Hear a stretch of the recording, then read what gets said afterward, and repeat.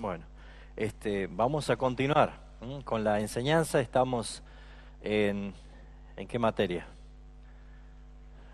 Soteriología, que era doctrina de la salvación. Y estamos viendo, según el manual de teología sistemática de Wayne Grudem, estamos aprendiendo cómo es nuestra salvación. Y ya hemos visto varios temas anteriores. El último que hemos visto ha sido la regeneración, que era producto del llamamiento eficaz y que el resultado de esa regeneración o nuevo nacimiento es lo que vamos a ver hoy, la conversión, ¿sí? Esa transformación. Y hay un texto en Jeremías 15 donde podemos usar como disparador para el tema también. Dice el versículo 19, Jeremías 15, 19, por tanto, así dijo Jehová, si te convirtieres, yo te restauraré, y delante de mí estarás, y si entresacares lo precioso de lo vil, serás como mi boca. Conviértanse en ellos a ti, y tú no te conviertas a ellos. Y te pondré en este pueblo por muro fortificado de bronce, y pelearán contra ti, pero no te vencerán, porque yo estoy contigo para guardarte y para defenderte, dice Jehová. Es un texto conocido y muy compartido también para dar ánimo o fuerza a un hermano, pero es un texto en el cual vemos nosotros de que hay un emisor del mensaje y un destinatario del mensaje. Dice, así ha dicho Jehová. Dios es el que está hablando y el que está diciendo a el oyente, que somos todos nosotros, a todos los seres humanos y especialmente a todos aquellos que escuchan el mensaje. ¿Qué es el mensaje? Si te convirtieres. Si bien es cierto, la expresión o el uso verbal pareciera ser que la conversión es algo que me corresponde a mí, pero vemos nosotros de que hay un resultado de esa conversión. Dice, si entresacares lo precioso de lo vil, serás como mi boca. Entonces, hoy vamos a hablar de la conversión y vamos a hacer uso a dos cosas importantes que Dios nos regala para que podamos ser transformados, ¿sí? La palabra conversión o convertidos deriva también de un vocablo, una palabra griega que es metanoia, ¿sí? Para que hablemos del arrepentimiento y hablemos de la fe, ¿sí? Porque el arrepentimiento hace referencia a eso, a una transformación, ¿sí? Metanoia es un cambio. Esa es la palabra que nosotros la hemos conocido en la escuela como la palabra metamorfosis, ¿se acuerda? Que siempre nos han ayudado con el ejemplo de la oruga que se convierte en una mariposa. Es una transformación después de un proceso en el cual esa oruga se transforma en una mariposa. De ser un gusano que se arrastra, ahora pasa a ser una bella mariposa que vuela y todos decimos qué bonita, cuando antes decimos qué bicho fiero, ¿sí? Entonces, la conversión, ¿qué es lo que pasa cuando un pecador es convertido? Y tenemos que hablar sí o sí de la fe y del arrepentimiento. Tenemos que hablar de una fe genuina y de un arrepentimiento genuino. ¿Qué es el verdadero arrepentimiento? Podemos saber cuándo es un verdadero arrepentimiento.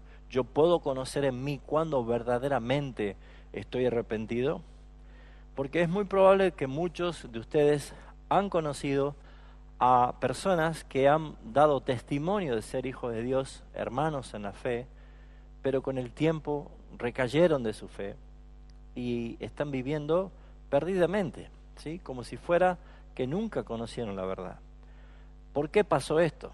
¿Sí? Si bien es cierto, nosotros no tenemos la vara de la justicia en nuestras manos para decir quién es o quién no es salvo, pero el apóstol Pablo, ya escribiendo a la carta a Tito, él decía que profesan con su boca, con sus labios, conocer a Dios, pero con sus hechos lo niegan, porque son hechos abominables. Entonces, ¿qué es el verdadero arrepentimiento? ¿Qué es la fe salvadora? ¿Pueden las personas en verdad recibir a Cristo como el Salvador y Señor de su vida y cambiar? Son las cosas que vamos a aprender en esta tarde. Pero lo primero que tenemos que nosotros ver es que después del llamamiento del Evangelio, que ya saben que el llamamiento es general, pero es eficaz ¿en quiénes? ¿Se acuerdan? En los escogidos de Dios, ¿sí? Y ellos van a recibir un llamamiento irresistible. ¿Por qué? Porque Dios habla al interior a través del Espíritu Santo y por medio del Evangelio proclamado. Entonces, si tuviéramos que definir la palabra conversión, ¿sí? Dentro de esa definición podríamos mencionar, según la definición de Waygruden, la conversión es nuestra respuesta voluntaria al llamamiento del Evangelio, mediante la cual nos arrepentimos sinceramente de nuestros pecados y ponemos nuestra confianza en Cristo para salvación. Vuelvo a repetir la definición. Dice, la definición de conversión es nuestra respuesta voluntaria. Acuérdense que dijimos ya en una clase pasada que no somos robot, que no es algo mecánico, ¿sí? Si bien es cierto, Dios llama, pero no es Dios el que responde. El que debe responder es el hombre. Pero ¿se acuerda cómo estaba nuestro estado antes de conocer a Cristo? Muertos en delitos y pecados. Entonces, no puede un muerto responder. Necesita ser regenerado, renacido, revivido. O sea, nacer de nuevo. Y es lo que vimos la última vez, que el llamamiento y la regeneración pareciera ser que van simultáneamente. Cuando el pecador escogido escucha el mensaje, es como que algo pasa simultáneamente. No podemos poner en orden cronológico qué es primero. Pero lo que sí podemos entender es que el que estaba muerto recibió vida, escuchó el mensaje y responde afirmativamente, arrepentido a ese llamado. Entonces, la definición sería que la conversión es nuestra respuesta voluntaria al llamamiento del Evangelio. Pero no solo es una respuesta afirmativa, voluntaria al llamamiento del Evangelio, sino que dice que mediante la cual nosotros nos arrepentimos sinceramente de nuestros pecados, que también es muy bueno, pero no termina todo allí, sino que también ponemos toda nuestra confianza en la obra salvadora de Cristo Jesús. Entonces vamos a desarrollar esa definición para poder entender cómo es el proceso de nuestra conversión y qué sucede cuando nosotros proclamamos el Evangelio a otro y Dios está obrando en esa conversión. Lo que sí tenemos que ver nosotros es que la palabra conversión, contraria a la palabra metanoia, arrepentimiento que dijimos, es la palabra que representa a volverse, ¿sí? Si yo antes iba para allá, ahora cambié de rumbo, estoy volviéndome de donde yo estaba yendo. Nuestra dirección estaba errada, nuestros pasos estaban errados. Y la conversión es una transformación. Pero volvernos ¿de dónde? Espiritualmente, de nuestro destino, nuestro camino hacia el pecado, o del pecado hacia Cristo, ¿sí? Nosotros estamos siendo rescatados de nuestra vana manera de vivir. Y entonces es bueno aplicar este concepto y entenderlo. ¿Nosotros somos salvos? ¿Sí o no? Sí, amén. Pero en realidad nosotros estamos siendo salvados, ¿sí? Porque el acto de la salvación es tomar a una persona en un peligro grave y trasladarlo a un lugar seguro. En esa traslación es la acción de la salvación. O sea, nosotros aún estamos en este mundo, pero ya estamos siendo salvados porque hemos sido rescatados de las tinieblas, de nuestro estado como estábamos antes, pero aún esperamos algo. esperamos la glorificación, esperamos la transformación total de nuestras vidas, de nuestros cuerpos, que eso va a suceder únicamente, ¿cuándo? Cuando venga, ¿quién? Jesucristo por segunda vez. Cuando Él venga por segunda vez, entonces seremos transformados a su gloria. Entonces, ese concepto de estar siendo salvados es algo que se aplica en el cristiano porque nuestra salvación se manifiesta a través de la obra que Cristo, aplicada por el Espíritu Santo en nuestra vida, la va haciendo progresivamente cada día. Cada día. Entonces vamos a ver dentro de nuestros bosquejos el punto primero, que la fe salvadora, la verdadera fe salvadora, incluye 3 componentes importantes, que es el conocimiento, es la aprobación y es la confianza personal. 3 cosas que necesitamos nosotros para entender cómo fue nuestra conversión. Si al final de esta clase probablemente lleguen a tildar 2 y le falta una, es un buen momento para empezar a buscar por la fe, la verdadera fe, que la conversión sea integral. ¿Por qué? Porque se necesita estas 3 cosas. Conocimiento. ¿Conocimiento de qué? ¿Alguien se anima a suponer conocimiento de qué? De la palabra de Dios. ¿Y de quién habla la palabra de Dios? De Cristo. O sea, necesitamos conocer lo que enseña la palabra de Dios. Pero el conocimiento no es suficiente para una conversión genuina. El conocimiento sí es importante, porque la fe salvadora personal es la forma en que las Escrituras, la palabra de Dios, nos revela acerca de la obra de Cristo. Entonces, nosotros tenemos que entender que la Biblia no pretende solamente darnos un buen conocimiento de la obra de Cristo. Si nos proponemos aprender, vamos a aprender muchísimo. ¿Sí o no? Nuestra vida ha nacido con la capacidad de aprendizaje. Hemos aprendido a caminar, hemos aprendido a hablar, hemos aprendido a leer, a escribir, hemos aprendido millones de cosas durante nuestra vida. ¿Por qué? Porque Dios nos dio esa capacidad de poder aprender. Así que si nos proponemos aprender teología, aprender cristología, aprender soteriología, doctrina de salvación, les aseguro que vamos a aprender mucho.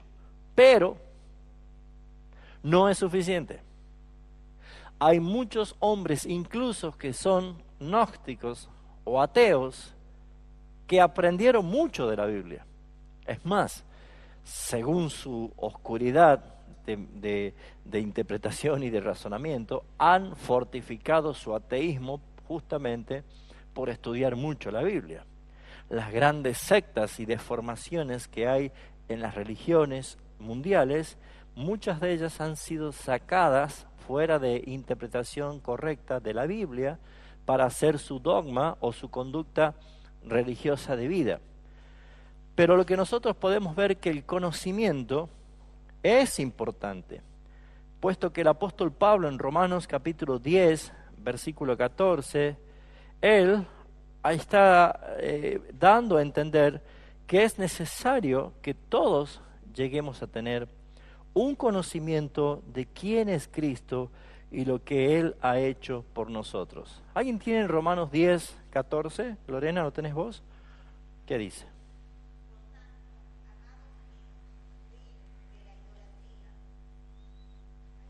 Romanos 10, 14. Pero está bueno lo mismo, sí. Ahora sí.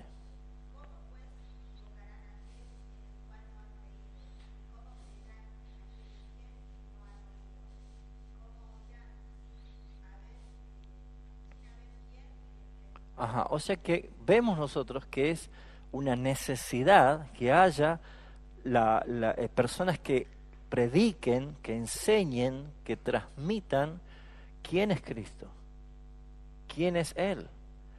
Pero el conocimiento de los hechos que Jesús hizo en su vida, de su muerte e incluso su resurrección, que fue tremenda y trascendió la historia de la humanidad, porque no hay ninguna duda de que Jesús marcó el calendario de la humanidad para siempre. La historia de la humanidad se divide en una era, antes de Cristo y después de Cristo. Eso ya lo dijimos varias veces como evidencia de que aún los ateos que no creen en Dios, a la hora de firmar un cheque o a la hora de anotar a alguien en el registro civil, tienen que poner años 2018. ¿Sí? ¿Por qué? Porque son llevados a aceptar de que algo pasó hace 20 siglos atrás. Entonces, naturalmente dependemos nosotros de que el mundo entero acepta históricamente, algunos sí creyendo que Jesús es el Hijo de Dios, otros simplemente diciendo que ha sido una persona buena en la tierra, otros pueden decir que fue un gran profeta, un gran pensador o un gran humanista, ¿sí? Porque hay muchas de ese tipo de definiciones acerca de Jesús, y otros simplemente pueden decir que es una muy buena fábula, un muy buen personaje inventado para traer un concepto moral, pero sea como sea, el conocimiento está al alcance de todo el mundo, de que Jesús vino a este mundo, vivió con hechos maravillosos que relatan las Escrituras, y que Él murió, resucitó y ascendió a los cielos. Pero no es suficiente eso, porque las iglesias cristianas evangélicas están llenas de personas que creen esto, conocen esto, pero no es suficiente para que haya una genuina conversión. Aún hasta hay pastores y predicadores que dominan perfectamente los hechos de Cristo y los enseñan y los predican, pero solamente han quedado en el nivel del conocimiento. No han alcanzado a desarrollar los otros conceptos para una genuina conversión. Por ejemplo, el apóstol Pablo nos dice que muchas personas conocen las leyes de Dios, pero que también las rechazan. No las quieren, aunque conocen, no las quieren. Romanos capítulo 1, versículo 32, el apóstol Pablo hace mención a lo que generalmente el hombre incrédulo, caído y pecador por naturaleza, hace. Fíjese en lo que dice Romanos capítulo 1, versículo 32. Quienes, habiendo entendido el juicio de Dios, que los que practican tales cosas son dignos de muertes, y no solo las hacen, sino también se complacen con los que las practican. Yo voy a leerla un poco más parafraseada. Saben bien que según el justo decreto de Dios, quienes practican tales cosas merecen la muerte. Sin embargo, no solo siguen practicándolas, sino que incluso aprueban a quienes las practican. O sea que hay muchas personas que saben y entienden que esto es verdad, conocen que es verdad, pero las descartan, las rechazan. Uno de los juicios de amonestación que vino por medio de profetas al pueblo de Dios, y que es un texto muy conocido por la iglesia, es ese famoso texto del profeta Oseas que dice: mi pueblo pereció. ¿Por qué?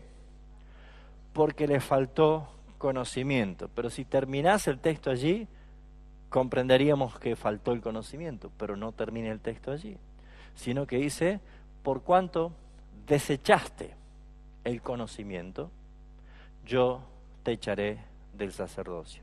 Y por cuanto te olvidaste de mis leyes, yo me olvidaré de tus hijos. O sea, el texto es más amplio que la primera línea, que muchos se quedan allí. Porque podemos decir que hay muchas personas que ignoran porque no hay conocimiento. Pero en realidad el conocimiento siempre ha sido testificado a través de todas las cosas creadas, como dice el apóstol Pablo en Romanos. Aún la creación misma da testimonio de la existencia de Dios. Pero ¿qué pasa? Hay muchas personas que no aceptan o rechazan, ¿sí?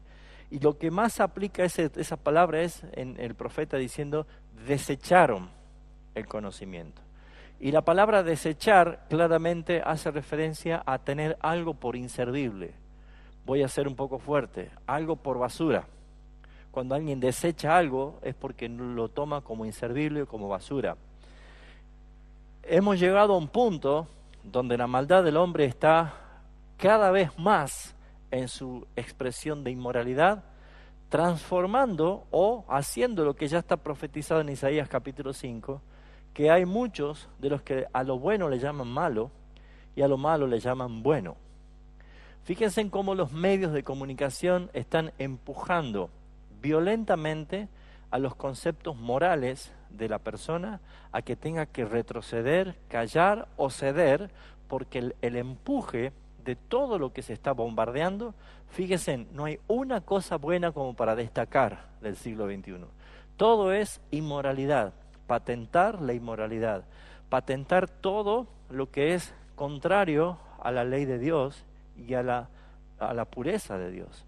Se habla de ideologías de géneros, se habla de aborto, se habla de igualdad o casamiento igualitario. Se está empezando a propagar una nueva palabra en Argentina, se está escuchando el poliamor. ¿Escucharon esto? Y eso es simplemente de que la poligamia también tiene que ser vista como algo amoroso. O sea que usted puede tener 2 o 3, 4 mujeres o su esposa 4, 3 o 5 hombres y amarse y vivir como si nada. Y empuja estos conceptos diabólicos, mundanos, empujan violentamente al concepto moral. Ahora los extraños somos los que moralmente nos comportamos como Dios quiere. Y si no hacemos lo que quieren, Pedro dice, les molesta que no caminemos en su mismo desenfreno. ¿Y qué es lo que hacen? Los ultrajan, los insultan. Fíjense ustedes que pararse hoy en la vía pública y decir yo no estoy de acuerdo con esto, con esto y con esto, lo que van a lograr es recibir actos de violencia, de repudio total. Y eso no es otra cosa más que lo que estamos viendo acá, que es el rechazo justamente de las cosas que Dios ha establecido en la palabra. ¿Conocen? Sí, pero la rechazan. Por lo tanto, el conocimiento no es suficiente para una verdadera conversión o la verdadera fe salvadora que transforma al pecador en un nuevo hijo de Dios. Entonces, ¿qué es lo que está mostrando esta parte de esta enseñanza? Es que sí se puede conocer y se puede incluso llegar a tener un conocimiento persuasivo de que esto es así, y uno puede llegar a creer que cree porque el conocimiento ha sido persuasivo. Voy a ser más claro. Esta campera es color negro. ¿Pueden ustedes creer? Si alguien me dice que no, está en problema, ¿no? Están mirando. O sea que ustedes están convencidos que esta campera que tengo puesta acá es de color negra. Si eso es así, ustedes tienen un conocimiento persuasivo que los ha llevado a tomar una decisión. Yo creo que es negro. ¿Por qué? Porque es contundente lo que hemos visto o lo que hemos creído. Déjeme decirle que hay muchos cristianos que están convencidos que son salvos simplemente porque tienen argumentos convincentes de conocimiento solamente de quién es Cristo, pero no alcanza para la salvación, porque faltan 2 cosas más: aprobación y confianza. Alguien que busque un texto muy clave para esto, Santiago capítulo 2, versículo 19. Aquí está haciendo referencia el apóstol Santiago de que muchas personas pueden incluso a decir que creen porque conocen, pero no alcanza para salvación. Santiago capítulo 2, versículo 19. ¿Quién lo tiene? Fuerte.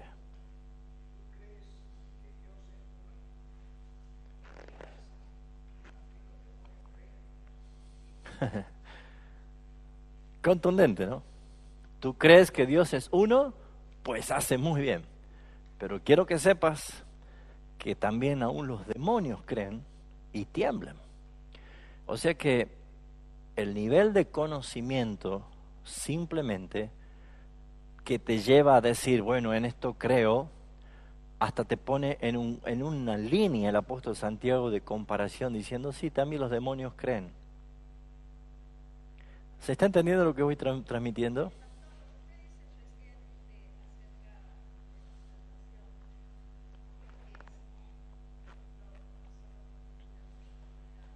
Ujú.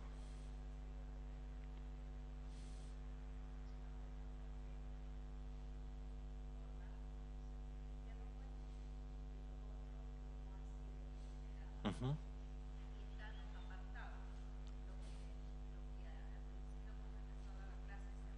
Ujú. Ujú.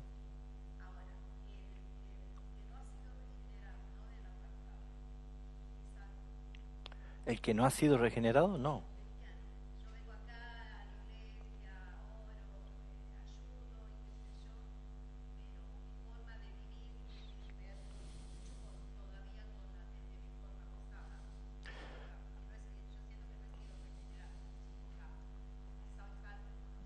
No, porque es necesario nacer de nuevo para entrar en el reino de los cielos, dijo Jesús.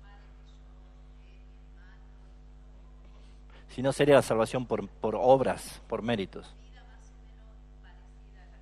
Uno puede tener moralmente la conducta intachable, pero dice la Biblia que no hay justo ni siquiera uno. Todos pecaron y ya estamos destituidos de la gloria de Dios. Lo que hace Cristo es traernos de ese estado a gloria otra vez. Por eso es que no importa lo que haga. Claro.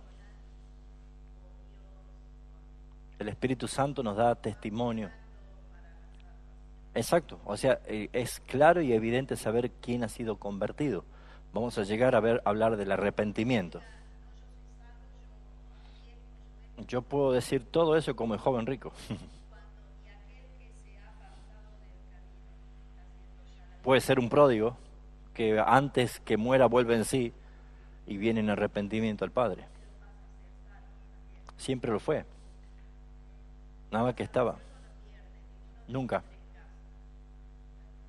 Ujú. Bueno, es importante ver el segundo aspecto. No solo el conocimiento, porque el conocimiento es importante, pero no es suficiente, sino que también que hace falta la aprobación. ¿Qué es la aprobación? Es creer, ¿sí?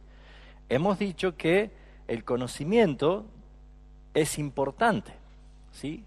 Pero no es suficiente. La aprobación y el conocimiento también son importantes, pero tampoco es suficiente. Porque conocer simplemente los hechos y aprobarlos o estar de acuerdo con lo que es la vida y la obra de Cristo es importante, pero no es suficiente. Aún falta algo. Yo puedo estar convencido de que no hay otro camino al Padre, solamente Jesucristo. Yo puedo estar convencido y creer que lo que hizo Cristo es venir a morir por mí en la cruz del Calvario. ¿Hasta acá vamos bien? Yo puedo estar convencido que en ningún otro hay salvación, solamente en Cristo. Pero no es suficiente. Muchos llegan hasta ahí y se vuelven. Muchos llegan hasta ahí, incluso hasta el último día de su vida, creyendo, pero no fue suficiente. ¿Por qué? Es importante entender esto. Primero, si nosotros recordamos el diálogo de Jesús con Nicodemo, en Juan capítulo 3, ¿quién era Nicodemo según Jesús? Era un principal de los judíos, era un maestro, era el hombre más importante en sabiduría y conocimiento de los fariseos. O sea que conocía la palabra más que cualquier otro. Conocía mejor que todos nosotros. Él vino diciendo, maestro, sabemos que has venido de parte de Dios. O sea que lo aprobó. Lo aprobó, tenía conocimiento. Él no se iba a aventurar a por 2 o 3 cosas que haya hecho, decir, sí, él vino. No, seguro que fue un hombre que indagó, que se preparó, que estudió, que lo observó, que preguntó de todo para venir él diciendo, sabemos, estamos convencidos que viene de parte de Dios. Y uno podría decir, ¿conoce la palabra? ¿Reconoce que Jesús viene de parte de Dios? Eureka, ya está, es salvo. Pero Jesús le dice, hey, aún no, aún estás afuera, porque necesitas nacer de nuevo. Entonces, debemos nosotros entender que la situación de Nicodemo a nosotros también nos pone en evidencia. Porque vuelvo a decir, podemos llenar iglesias enteras de gente y podemos ver conductas morales muy correctas dentro de la iglesia. Podemos decir, hay muchas personas en la iglesia y todos son salvos. ¿Pero realmente lo son? ¿Por qué dicen que son salvos? Porque conocen que Jesús es el Hijo de Dios y Él vino a este mundo y murió por mis pecados. Y yo creo que Él es el único camino al Padre y que no hay salvación fuera de Él. Solamente Él es el Cristo. Y yo lo confieso. Reconozco que Él es Cristo, mi Señor y mi Salvador. ¿Ya es salvo?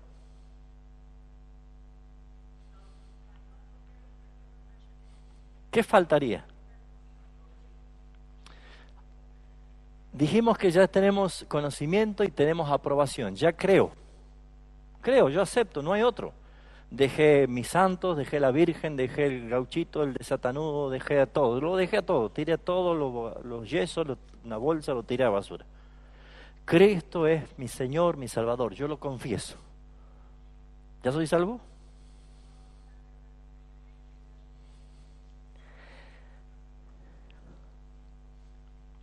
Veamos un hecho importante, un ejemplo importante. Les invito a que vayamos al libro de Hechos de los Apóstoles y vamos a ir al capítulo 26.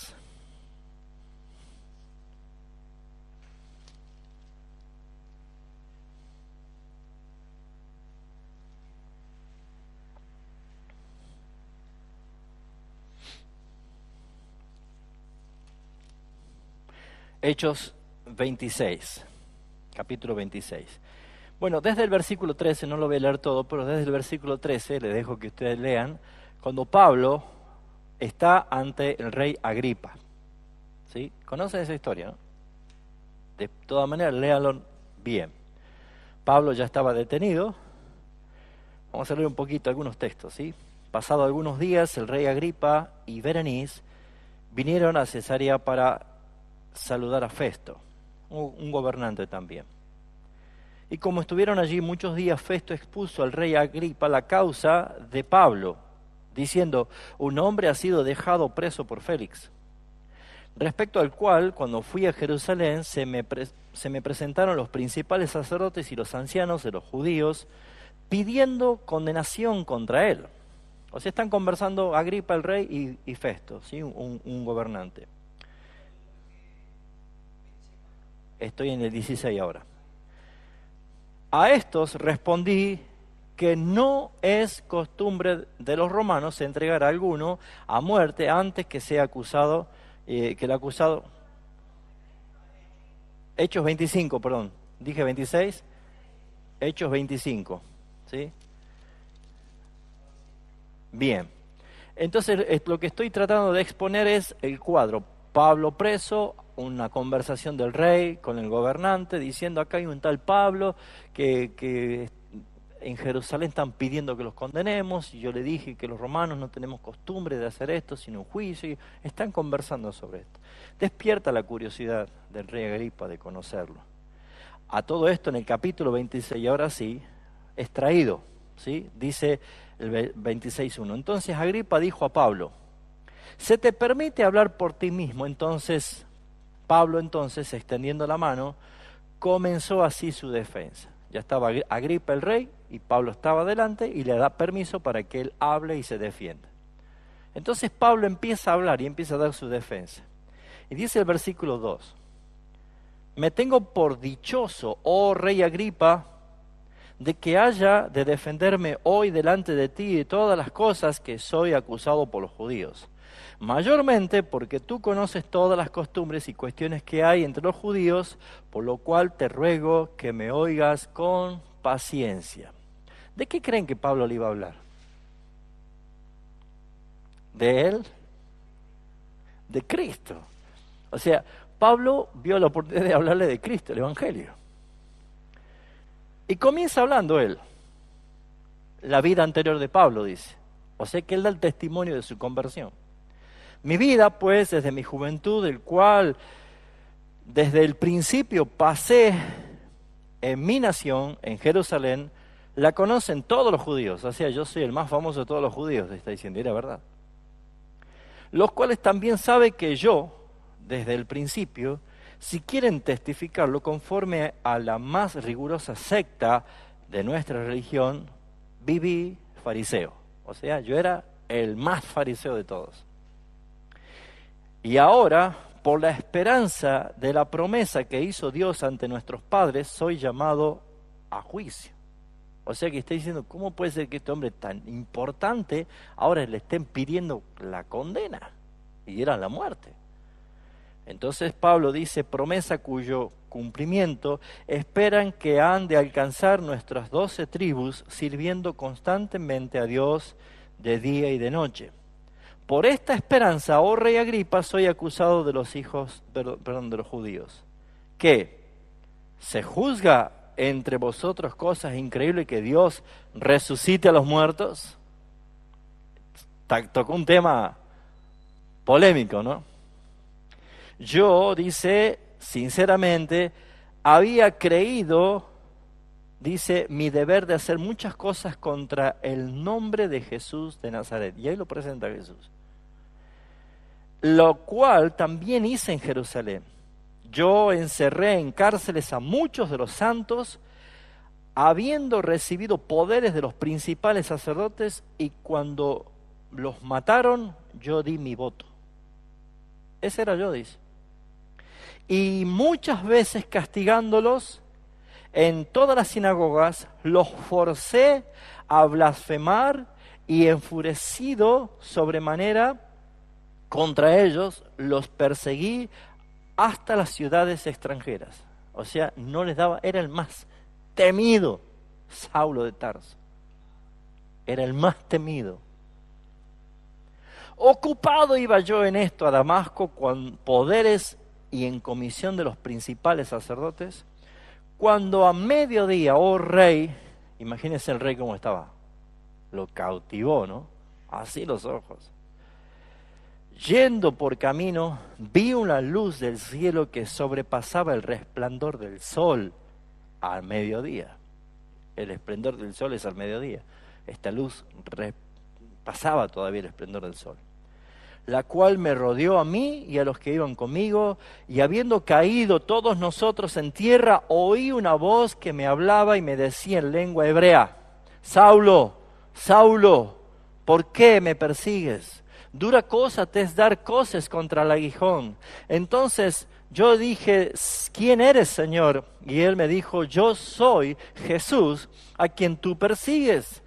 Pero levántate, ponte sobre tus pies, porque para esto he aparecido a ti, para ponerte por ministro y testigo de las cosas que has visto y aquellas que me apareceré a ti, librándote de tu pueblo y de todos los gentiles a quienes ahora te envío, para que abran los ojos, para que se conviertan de las tinieblas a la luz, de la potestad de Satanás a Dios, para que reciban por la fe que es en mí perdón de pecados y herencia entre los santificados.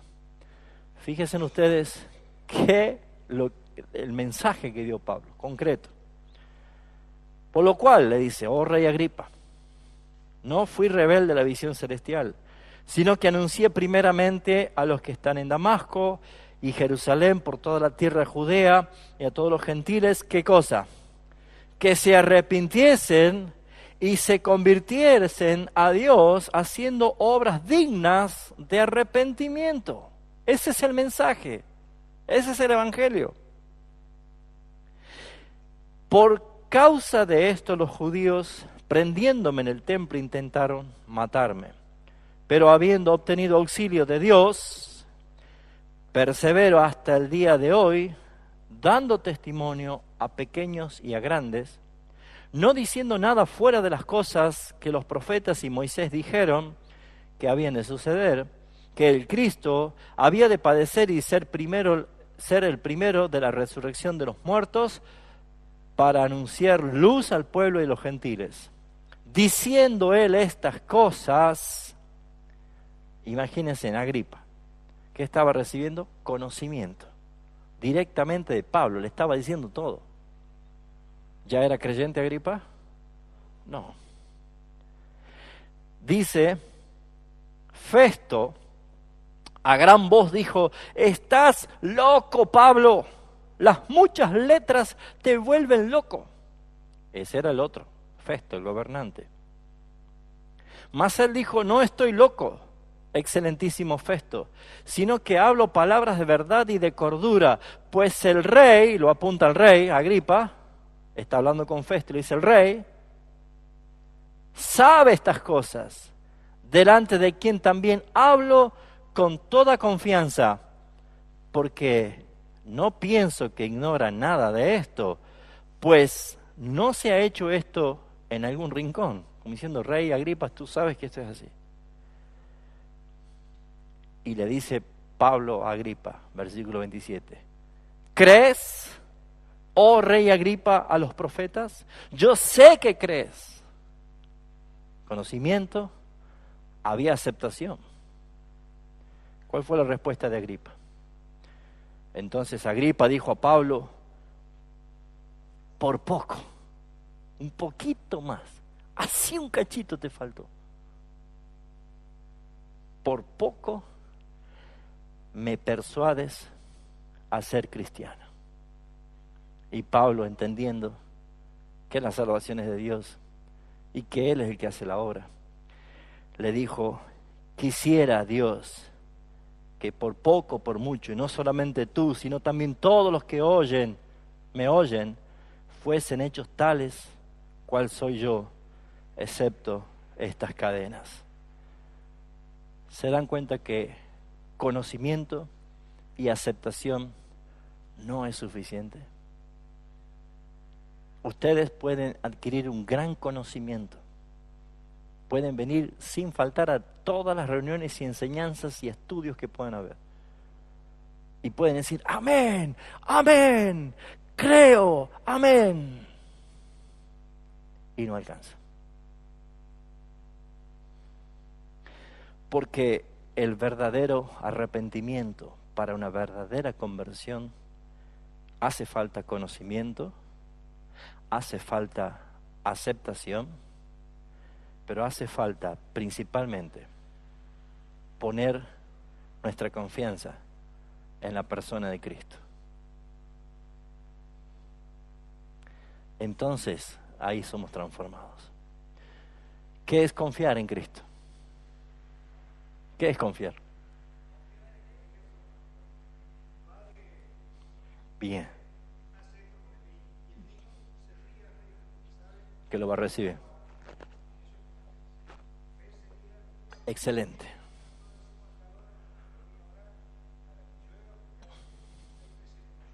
Uh-huh. Uh-huh. Uh-huh. Claro, claro. Lo demuestra. Exacto. La confianza, ¿sí? Sí. ¿Qué sería confiar en Cristo? ¿Creo yo que Jesús es el Señor, el Hijo de Dios? Sí. ¿He conocido todo lo que la Biblia habla de Él? Sí. Ahora, ¿qué me falta para verdaderamente ser convertido? Ahí está, confiar. ¿Confiar en qué? Confiar en que Él me va a dar la carne y el pan para comer. Confiar en que me va a sanar. Confiar en que me va a fortalecer. Confiar en que me va a cuidar cuando ande caminando por las calles de los ladrones. Es confiar que Él es mi sustituto en la cruz del Calvario. confiar que Él pagó la propiciación, pagó la expiación, pagó mi redención. Yo estaba esclavo y para que sea librado debía pagar. Y Pedro dice, no nos compró ni con oro ni con plata, sino con su sangre preciosa. Entonces, esa redención fue necesaria, la expiación, que es la muerte de Cristo derramando su sangre. Y cuando Él puso su vida como expiación, el pago, entonces se logró la propiciación, que es aplacar la ira del Padre justa por causa del pecado y satisfacer la justicia que demandaba el Padre. Y eso lo hizo Cristo por nosotros. Así que el que está muerto en delitos y pecados no puede decidir llamar a Cristo a su corazón, no puede decidir porque está muerto. Pero cuando fue renacido y escucha el llamamiento y cree, ahora puede decidir. Ahora debe decidir y debe depender de Jesús para salvación personal de su alma. Además del conocimiento de los hechos del Evangelio que habla acerca de Cristo Jesús y además de la aprobación de sus hechos que sí creemos y nos alienta a saber lo que hizo Jesús, también debe haber una confianza. Debe haber una confianza. Debemos decidir depender de Cristo. Decidir depender de Cristo. Yo pongo mi confianza en Cristo. Yo creo, pero también vivo confiado en Cristo. Por eso es que necesitamos nosotros, hermanos, entender que la Biblia es una exposición de la verdad. Yo puedo, a través de la convicción del Espíritu Santo, creer y aceptar esa verdad, pero también me guía el Espíritu Santo a vivir dependiendo de esa verdad. Al hacerlo, al poner esta confianza, yo paso a ser de un observador de las cosas que Cristo hizo a vivir ahora como Cristo quiere que viva. Gálatas 2:20. ¿Quién se acuerda lo que dice el texto si no lo lee? Con Cristo estoy juntamente crucificado. Ya no vivo yo, mas Cristo vive en mí. Y lo que ahora vivo en la carne, lo vivo en la fe del Hijo de Dios, el cual me amó y se entregó a sí mismo por mí. Cambio. Sustitución. Por eso es que nosotros debemos entender que el verdadero convertido cambia. No es igual. No es igual. Esa confianza personal en Jesús como Salvador es lo que nos lleva a nosotros a mostrar una vida diferente. No solo debemos entender que es el perdón de mis pecados, sino que es la transformación de mi ser. Yo paso a ser ahora una nueva criatura. Por eso esa palabra confianza es la más cercana al concepto bíblico, puesto que nosotros estamos más familiarizados cada día con ella cuando decimos tenemos que confiar en alguien. Alguien muchas veces te dice confía en mí. Cuando vamos a un médico, ¿no? Y te dice tranquilo, confíe, todo va a salir bien. Esos términos más familiarizados de confianza es lo que nosotros tenemos que aprender a vivir en esa convicción que nos da el Espíritu Santo de quiénes somos.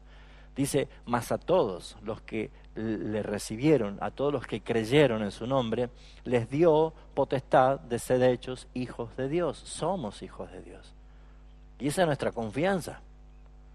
Y yo creo que mi Dios, mi Padre, es mi Dios el que me ama. Y fíjense en que dice Juan 1:13 que no fuimos engendrados ni por voluntad de carne, ni por voluntad de sangre, ni de varón, sino de Dios. O sea, Él hizo algo en nosotros. Porque nuestra conversión nosotros vemos que tenemos una participación pasiva allí. La santificación, la perseverancia, el crecimiento diario, eso es una participación activa mía. O sea, yo debo santificarme, yo debo alimentarme para crecer y madurar espiritualmente. Yo debo perseverar en todas las cosas y tratar de no caer. Esa es una participación activa de mi salvación. Pero la conversión, la regeneración es un acto pasivo, yo no hago nada. Es Dios el que lo hace. Entonces yo debo tener esa convicción y esa seguridad. Y debo tener esa confianza principalmente en lo que la palabra nos enseña. El teólogo reformado Parker cita algunos párrafos del escritor puritano británico llamado John Owen, que describe la invitación de Cristo a que respondamos en fe personal. O sea, Cristo nos dice, venid a mí y descansad. Él nos dice eso, esa es la invitación de Cristo. Esto es algo de la palabra que Él os ha hablado a vosotros. ¿Por qué morir? ¿Por qué perecer? ¿Por qué no tienes compasión de tu propia alma? ¿Por qué tu corazón podrá aguantar o podrán tus manos ser fuertes en el día de la ira que se acerca? Un escrito de John Owen. Venid a mí y sed salvos. Venid a mí y te aliviaré de todos tus pecados, tristezas, temores, cargas. Te daré descanso a tu alma. Ven, te suplico, deja toda la indecisión que te demora. No lo dejes más para otro día. La eternidad está a tu puerta. No me odies hasta el punto de que quieras parecer antes que aceptar la liberación de estas cosas. Fíjese, en Jesucristo nos está diciendo, ven, hoy es día de salvación, hoy arrepiéntete. Dice, Él manda a todo hombre en todo lugar, hoy, que se arrepientan. Por lo tanto, es un concepto muy claro que hace referencia a que depositemos nuestra confianza en esa invitación de Cristo. Ven hoy y descansa. Este es el sediento que llega al manantial de aguas, el cansado que viene a sus brazos a descansar. Esa es la idea de todo esto.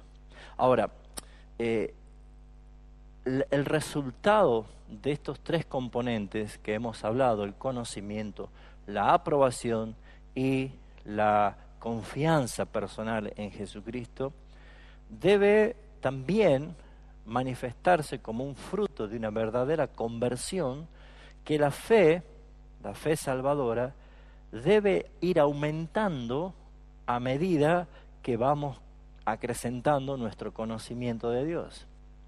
Probablemente algunos de los que están aquí vengan de un extracto de una iglesia carismática o pentecostal, y en algún momento habrán escuchado decir de que la letra mata, ¿sí? Que no hay que estudiar tanto la Biblia y que hay que tratar de tener más bien experiencias con el Espíritu Santo.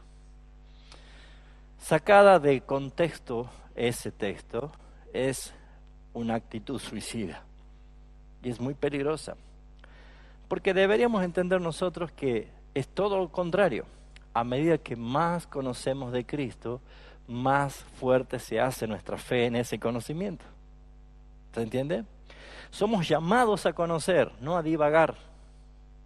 El que está divagando es que perdió su rumbo y va inventando sus caminos y sus pisadas por donde andar.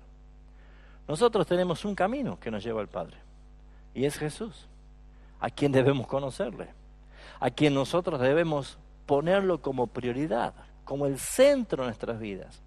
Si nosotros cristianos hacemos de Cristo el centro de nuestra vida, seríamos cristianos cristocéntricos. Y al ser cristianos cristocéntricos, todo giraría alrededor de Él. Apuntaría nuestras vidas a Él y nuestra satisfacción vendría de Él.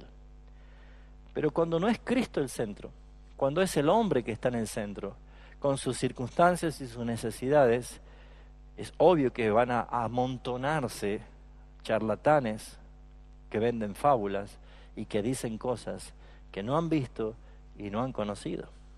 Y allí es donde está el peligro y el extravío de que muchas personas dejan de lado la verdad de las palabras de Dios y las Escrituras y por ignorancia se ponen yugos de esclavitud que no es inocente, que hay que rendir cuentas.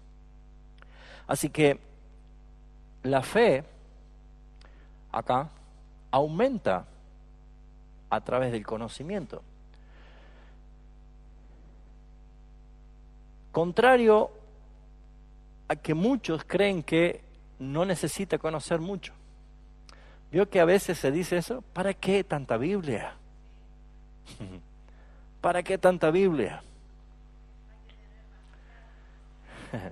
¿A la Biblia?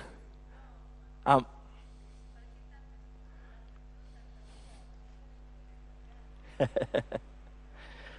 Porque de la abundancia del corazón es claro entender que la fe que proviene del Señor, nos va a conducir directamente a creer en quien no vemos, a quien no conocemos. Y Cristo se dio a conocer en su palabra. Él mismo dijo, las Escrituras dan testimonio de mí. Así que claramente nosotros tenemos que ver que mientras más conocemos de sus hechos, mientras más conocemos en detalles el carácter de Cristo, les aseguro que empezamos nosotros a tener mayor crecimiento de nuestra fe. Todavía hay cristianos que lo que sería cristología no conocen nada. Saben quién es Cristo, pero no conocen nada. Esto es como conocer la caja, pero no lo que hay dentro.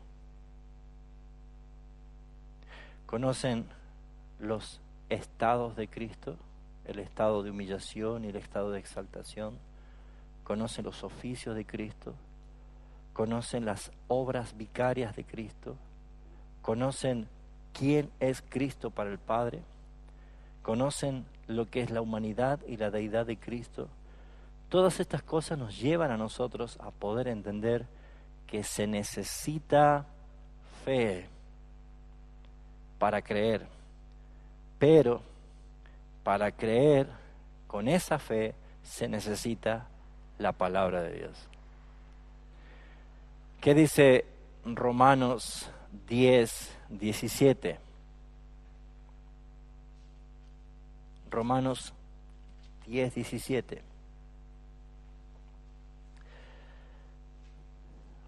¿Quién quiere leerlo? Bueno, fuerte.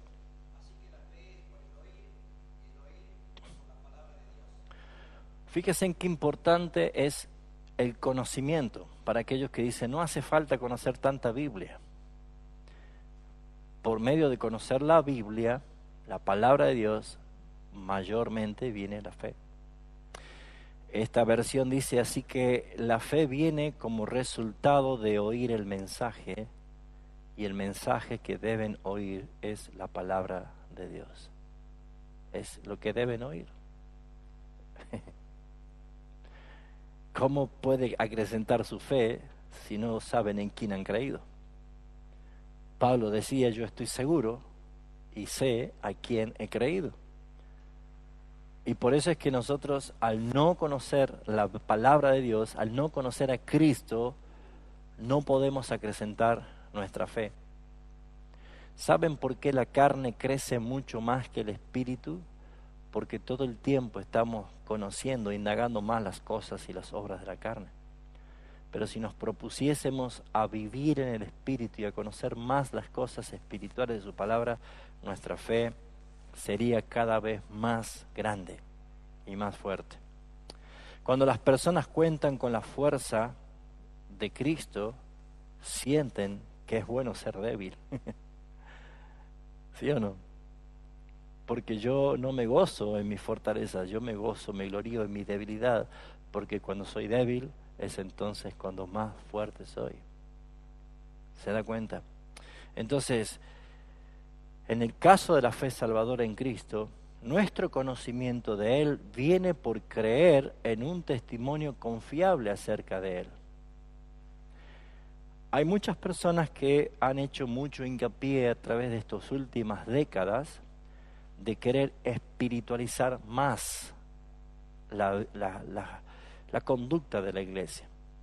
Entonces, pareciera ser que ser cristianos bíblicos no es suficiente. Entonces, hoy hay que sumarle a algunas prácticas judías dentro de la iglesia cristiana. Entonces, pareciera ser que si no hay un toque de un shofar antes de una reunión, no hay presencia del Espíritu Santo. Y entonces hay que hacer toque de shofar o la trompeta. Hasta ahí hay iglesias evangélicas que ya están sustituyendo palabras de su vocabulario simplemente para mostrarse más espirituales, que tenemos que decir Yeshua y no decir Jesús, porque supuestamente Jesús es un mal término. ¿Han escuchado hablar de eso? O simplemente ponernos en consideración de practicar y celebrar algunas fiestas judías. Y hermanos, espiritualizar simplemente por mostrarme más espiritual que otro es peligroso. Porque ¿de qué sirve el conocimiento y la aprobación si tu confianza no está puesta en la obra justificadora, redentora y santificadora de Cristo? O sea, yo debo vivir y entender que mi vida comprometida con la fe que Él me ha regalado me va a hacer descansar en Él. Hermanos, no somos salvos por méritos, sino por la justicia de Cristo. Somos llamados a hacer buenas obras porque ya Él nos salvó, pero no nos salvamos por las buenas obras. ¿Se acuerdan cuando les pregunté si nos vamos al cielo y Cristo te dice, ¿por qué te tengo que dejar entrar al cielo? ¿Qué le responderíamos? Porque muchos inmediatamente intentarían hacer la acumulación de todo lo bueno que hice, decir, bueno, Señor, prediqué, eché fuera demonios, sané enfermos, hice caridades, ayudé económicamente, hice tantas cosas. Y es muy probable que diga, apartado de mí, hacedores de maldad, nunca los conocí. Porque si creemos que vamos al cielo o a la gloria misma de Cristo con nuestros méritos y nuestros logros, estamos equivocados. Nosotros somos salvos por lo que Cristo logró y triunfó en la cruz del Calvario. Sus méritos son nuestros méritos. Y eso es confiar en Él, eso es descansar en Él. Entonces, ¿saben qué es lo que pasa en un verdadero cristiano? Nos descomprime la presión de que tengo que hacer para lograr algo. No, ahora lo hago por placer y por agradecimiento, sabiendo que mi vida ya está en Cristo. Por eso Pablo dice que a los que antes conoció, también los predestinó. Y a los que predestinó, a estos también los llamó. Y a los que llamó, a estos también justificó. Y a los que justificó, a estos también los glorificó. Ya está. La obra está terminada. ¿Vamos bien? Ahora, la fe y el arrepentimiento deben aparecer juntos. Deben aparecer como frutos. Hemos leído que Pablo decía para que sean vistos frutos dignos de arrepentimiento. Ahora, necesitamos nosotros ver que ese arrepentimiento genuino también tiene una expresión visible de estas cosas. ¿Realmente soy un genuino arrepentido? La definición de arrepentimiento es una tristeza sentida de corazón por causa del pecado, una renuncia al pecado y un propósito sincero de olvidarlo, de dejarlo el pecado y caminar en obediencia a Cristo.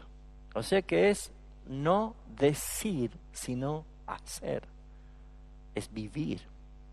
Arrepentimiento es una tristeza, profunda tristeza, muy sentida del corazón por causa del pecado.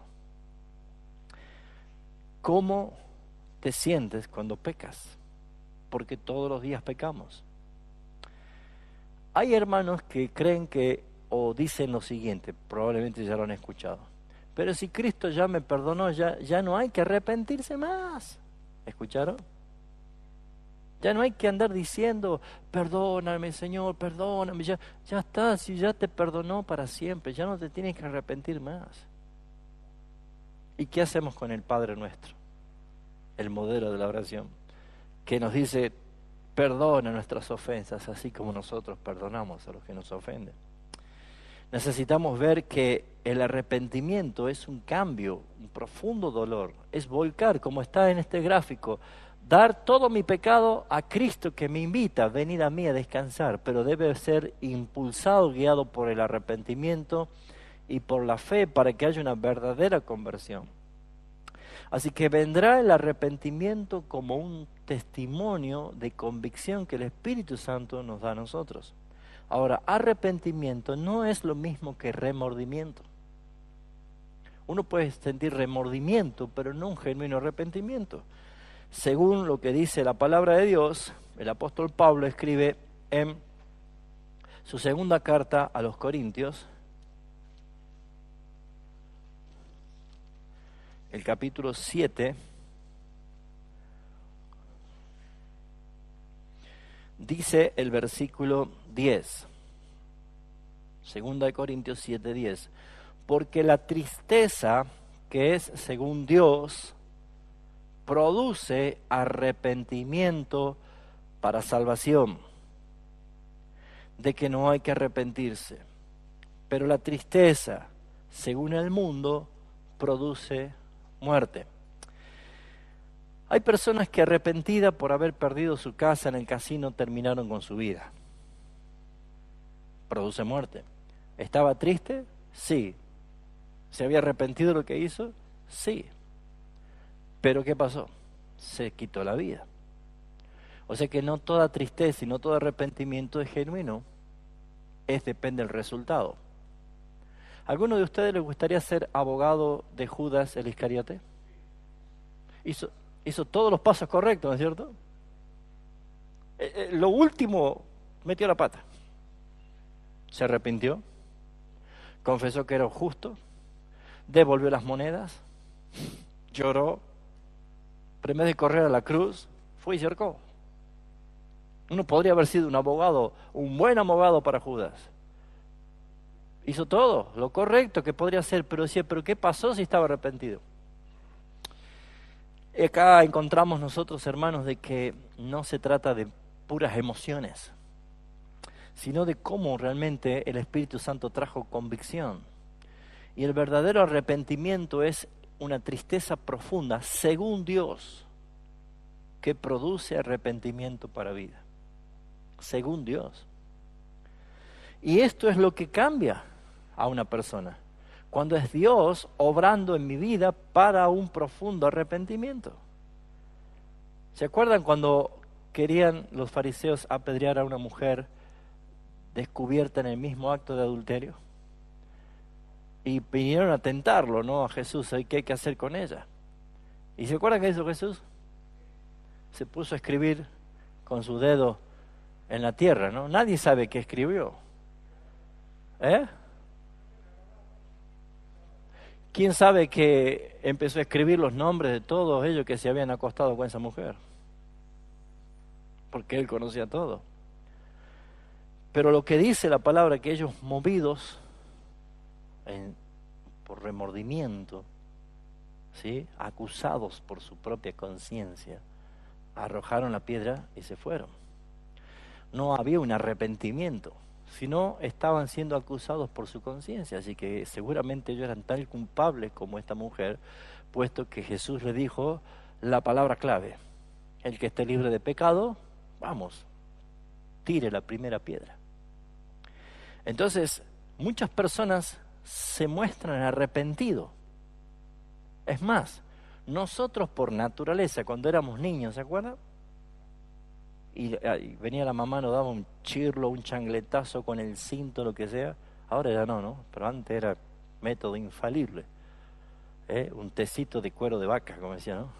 El cinto y santo remedio, ¿no? O la alpargata. tenían una puntería nuestras viejas, teledirigida era la chancleta, ¿no? ¡Fum! Y te pegaba en la nuca. Fíjense en ustedes que podíamos nosotros, enfurecidos por la injusticia que nos ha pegado, nos han hecho llorar, decirle mala, no te quiero y cuántas cosas más, pero después que lloramos y purgamos el pecado, vamos, mamá, perdóname. ¿Por qué hacemos eso? Por una cuestión natural de que después que hemos purgado el pecado, después de que hemos entendido que todas las cosas eran un error, venimos a buscar el perdón. Eso es naturaleza. Eso no sirve para salvar. Eso no sirve para salvar. Ustedes pueden ir a ver dónde está la catedral, donde tiene una imagen de un Cristo crucificado. La gente está tocando y llorando y probablemente muy arrepentido quizás de sus pecados. Pero es muchas veces solamente señales de un remordimiento, porque la palabra dice que la ley escrita en nuestras mentes y nuestros corazones nos acusan o nos defienden. Entonces, hermanos, esa conciencia que está sensible a la ley moral de Dios, que nos dice claramente qué está bien, qué está mal, muchos van a buscar el arrepentimiento por una cuestión de mentalidad, ¿cómo podría decir? Claro, es un sentimiento de culpa que tengo. Pero el verdadero arrepentimiento nos lleva a nosotros a sentir un profundo dolor a quien hemos ofendido. Por lo general, cuando hacemos consejería pastoral y alguien viene a comentar o a contar su pecado y uno lo escucha y dice, pastor, estoy arrepentido, entonces ahí es la pregunta clave. ¿Realmente estás arrepentido? Sí, dice. ¿Y a quién has ofendido? A mi esposa, a mis hijos. Si en esa lista no es primero a Cristo, no hay un arrepentimiento genuino. Antes que nada uno dice, estoy arrepentido porque ofendí la santidad de mi Dios que me ama. Yo ofendí a Cristo, que murió por mí en la cruz del Calvario. Yo estoy arrepentido, siento un profundo dolor, una profunda vergüenza. Es más, no soy digno de ser llamado hijo de Dios. ¿Se acuerdan del pródigo? Ese arrepentimiento nos lleva a nosotros a un cambio radical y a ser librado. La Biblia nos enseña que esa tristeza que proviene de parte de Dios nos lleva claramente, nos produce un arrepentimiento que nos lleva a la salvación, de la cual no hay que arrepentirse. O sea, no hay que arrepentirse de esa tristeza, sí, del pecado, ¿sí? Pero la tristeza que viene de parte del mundo produce muerte. O sea, una tristeza mundana puede involucrar gran dolor genuino al pecado y aún al propósito firme de olvidarme y de abstenerme de no hacer más lo mismo. Pero, ¿qué dice la palabra? Hebreos capítulo 12, versículo 17 nos da un ejemplo más. Ya vamos terminando. Hebreos 12, dice el versículo 17, pero ya sabes, vamos a leer el 16, no sea que algún fornicario o profano como Esaú, por causa de una sola comida, vendió su primogenitura, porque ya sabes que aún después, deseando heredar la bendición, fue desechado y no hubo oportunidad para el arrepentimiento, aunque lo procuró con lágrimas. Porque el arrepentimiento es también un regalo de parte de Dios. ¿Sí? Estamos viviendo en una etapa muy confusa de nuestro país, ¿no? Acusaciones que estos se robaron esto y estos se robaron esto, y que los que vienen van a seguir robando y los que van a seguir viniendo van a seguir robando, y todos están robando, ¿no? Y nosotros estamos cada vez con el cinto más apretado y decimos, ¿y ahora qué pasa acá, no?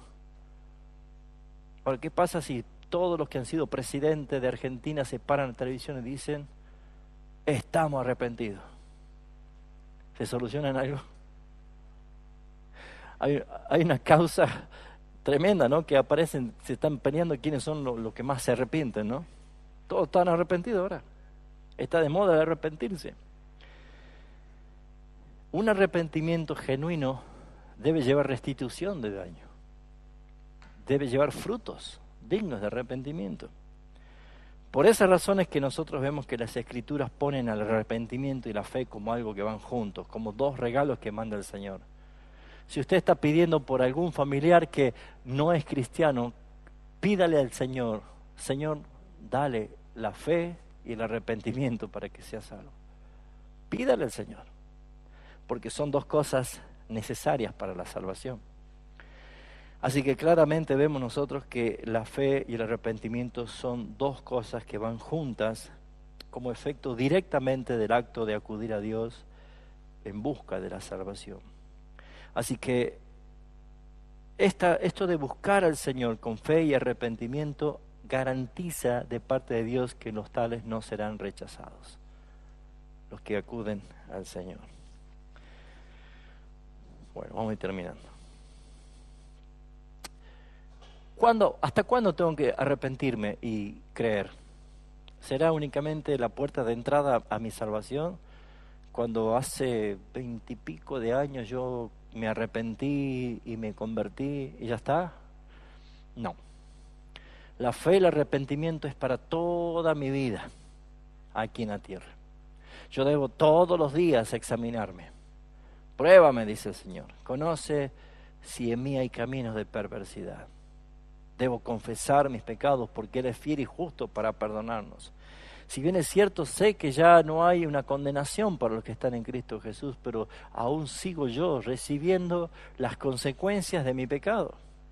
El pecado ya no es ofensivo a Dios para los que hemos creído y somos salvos porque ya Cristo propició la ira de Dios. Ya pagó todo, pero yo sí que soy el perjudicado por las consecuencias del pecado. Entonces lo que tengo que hacer es siempre evaluarme y siempre buscar cada día, Señor, perdona mis pecados.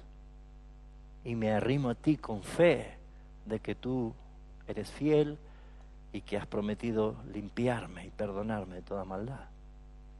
Qué importante es entender lo que significa vivir en santidad. ¿Sí o no? Yo puedo tener el perro que pasea por la calle, ¿no? Y es del vecino y pasea el perro por la calle. Pero yo salgo y piso justo lo que el perro del vecino depositó allí. Y el perro se fue con el vecino, pero yo me quedé con el mal olor. Entonces tengo que tratar de hacer algo para sacarme eso urgente porque es insoportable, asqueroso. Bueno, hermanos, no vamos a acumular nosotros, por decir de que ya Cristo nos perdonó todos nuestros pecados, no vamos a acumular inmundicia que contamina a otros.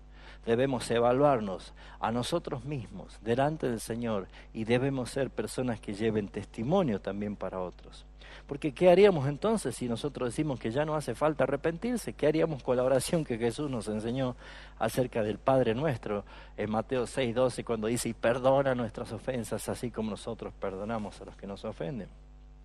Hay un texto en Apocalipsis capítulo 3 versículo 19 que dice claramente que yo reprendo y disciplino a todos los que amo.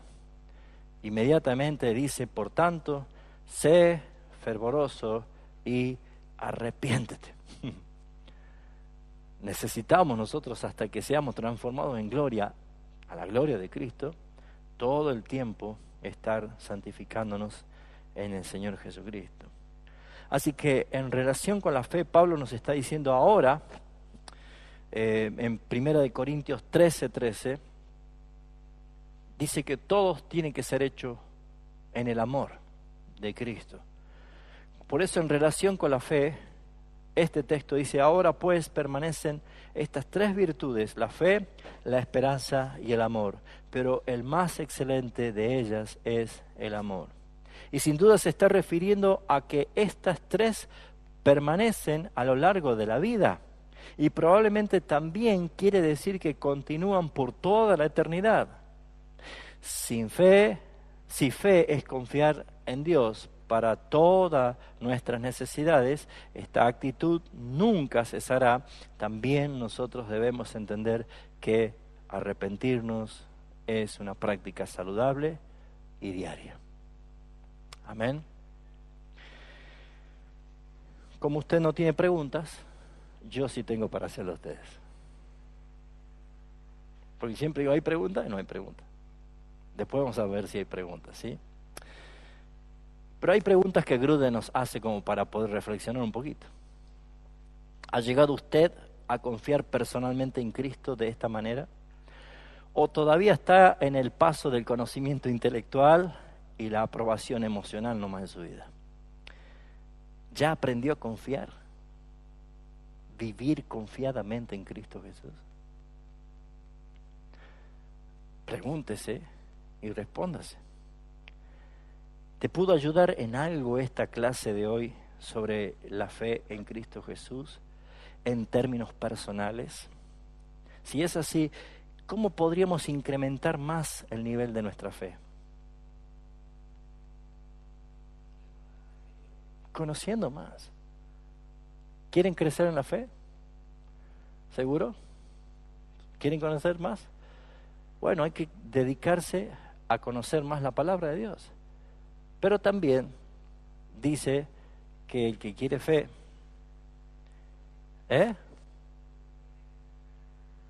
tiene que permanecer, ¿no? Ahora, necesitamos nosotros priorizar en nuestras vidas. Si yo quiero crecer en la fe, debo conocer más de Cristo. ¿Cómo voy a conocer más de Cristo? Les paso el link de su Facebook, lo ponen como amigo y ustedes ven todo lo que se dice de él. ¿Así será? No, es la palabra. Es aquí. Dedíquele el tiempo. Dedíquele el tiempo. Me hacía dar un poco de gracia cuando fue la ceremonia de entrega de los diplomas y una hermana viene y me pregunta, yo no sabía que usted no era titulado. Pues me dieron el diploma a mí también. Y le digo, yo tampoco. Yo siempre he sido autodidacta, me gustó siempre estudiar solo, pero a veces hace falta una formación académica, ¿no es cierto? Pero ¿saben, hermanos? Si es estudiar por tener un título para llenar esto, no tiene ningún sentido. Ahora bien, si la motivación es el título, nunca van a estudiar. Pero si la motivación es conocer a Cristo, pero conocer enamorados de Cristo, les aseguro que no van a perder el tiempo. Porque allí es donde uno encuentra la satisfacción de conocerle a Él. Por supuesto, porque conociéndole a Él conocemos todo. Y de esa forma nuestras vidas cambian.